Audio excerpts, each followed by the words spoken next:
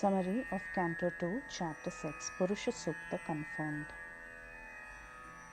In the previous chapter, Narada Muni asked Brahma a question, Yacha, what is the universe composed of? In answer, in the beginning of this chapter, the description is given that the Lord is both the material and effective cause of the universe. Garbhodakashayi Vishnu's limbs provide the ingredients for the universe. The 7 dhatus of the Lord produces the 7 Vedic meters. The body of the Virat Rupa is the active principle for everything. His hair and beard are the clouds. His nails are the lightning, minerals and metals. His arms are the Lokapalas who protect the people. His steps is the Bhu, Bhuvar and Swargalokas.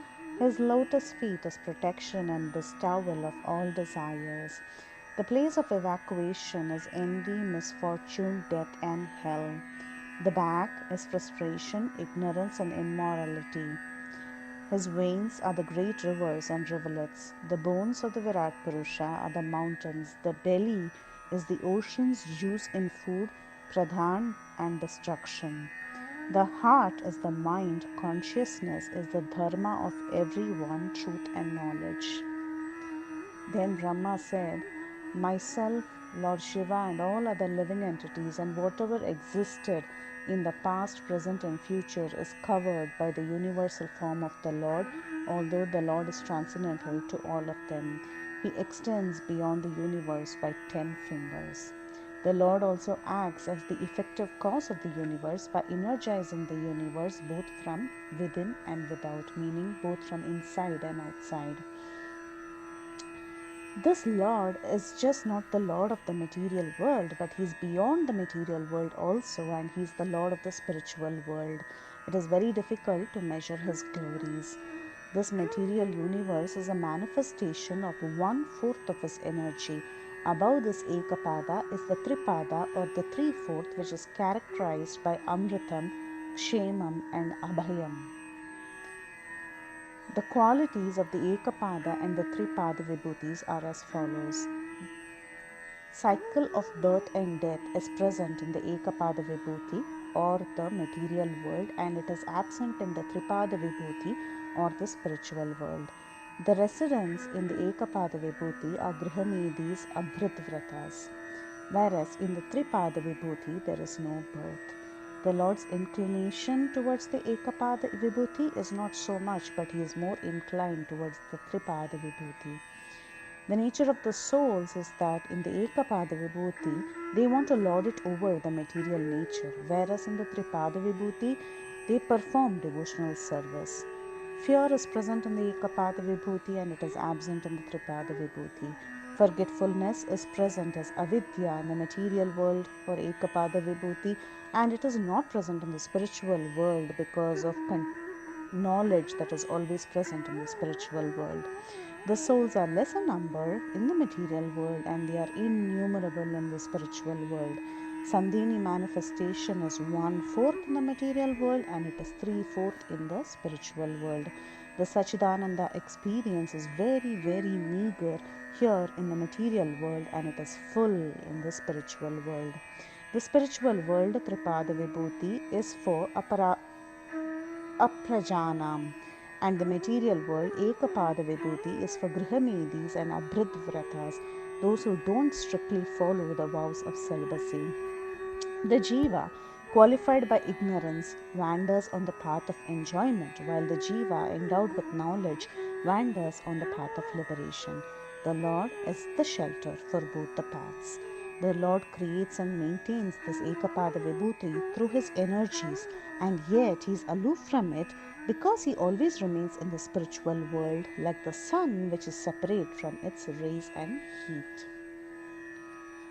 Next, in answer to the question of Brahma, Yacha, Brahma substantiates from his own experience that the Supreme Lord is the material cause of this universe. He says that when He appeared from the lotus from the lotus navel of the Lord, He could not see any ingredients for sacrifice other than the limbs of the Lord. For performing sacrificial ceremonies, one requires sacrificial ingredients. and they require a sacrificial altar, grains, priests, hymns, etc. All these ingredients were arranged by the Lord's limbs, and through them he could perform sacrifice for the pleasure of the Lord, who is the enjoyer of all sacrifices. Thereafter, Narada's 9 brothers and later the Prajapatis, Manus, sages, and others worshipped the Lord with such sacrifices which were produced by him. Next, in answer to questions Yad Adhishthanam and Yat Param, Brahma began to answer, who is the shelter of the universe? Yad Adhishthanam.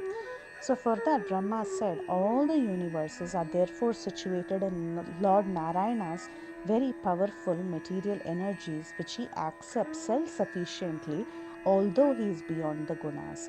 And answer to the question, Yat Param, that is the dependence of the universe, Brahma said, only by his empowerment I create, Lord Shiva destroys, and he himself, the Supreme Lord himself, maintains everything. So like this, Brahma answered all the queries of Narada Muni, and he told Narada Muni that he must know that there is nothing as cause or effect apart from the Supreme Personality of Godhead. It is not possible to completely know the Lord. Lord Hari is very difficult to understand incomplete. Brahma told Narada, my words are never false, the working of my mind is never false, and my senses are never distracted. I cannot understand the Lord, although I am in the disciplic succession of Vedic wisdom, I am filled with austerities, and I worship the Prajapatis, and I am an expert in mystic powers and self-realization.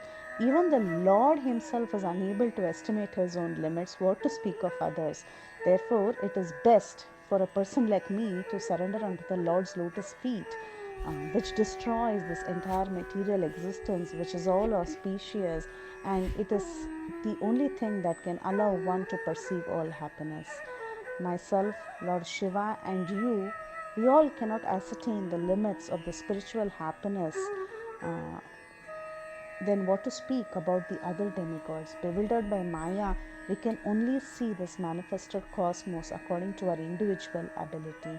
Still, whatever it may be, let us all glorify the activities of the Lord. He appears in various incarnations, though we cannot fully understand him. That is his mercy that he appears from time to time. Then Brahma began to describe the original creator, Mahavishnu. This is an answer to the question, Yat Samstham, that is conservation or dissolution of the universe. Mahavishnu, without birth, the soul of all beings, creates, maintains, and destroys himself, the universe by himself, in himself. He is the absolute truth. He is pure, without any material tinge. He is the embodiment of full, perfect knowledge. He is all-pervading, without beginning or end, and without a rival. How to know him? Great thinkers who are completely free from material hankerings and who have controlled their senses can actually know him. His zone of control. Karanodakashayi Vishnu, the first incarnation of the Lord, is the master of the eternal time, space, cause and effect, mind, elements, ego, modes, senses, universal form, Garbhodakashayi Vishnu, and the sum total of all beings. Anyone from Brahma down to the insects and anything in this world having various qualities may appear to be the specific truth and the form of the Lord, but none of these are his Swarupa, but they are all only a fragment of his transcendental potency. So like this, Brahma, he said that he described the Purusha avatars predominantly concerning the Maya Shakti, and now Brahma said that he would begin to describe the Leela avatars, which are composed of his Chit Shakti, which are very pleasing to hear and which are to be relished. Hearing these, one will counteract all foul matters accumulated in the year. This completes the summary of Canto 2, Chapter 6, the Purusha Sukta confirmed. Hare Krishna.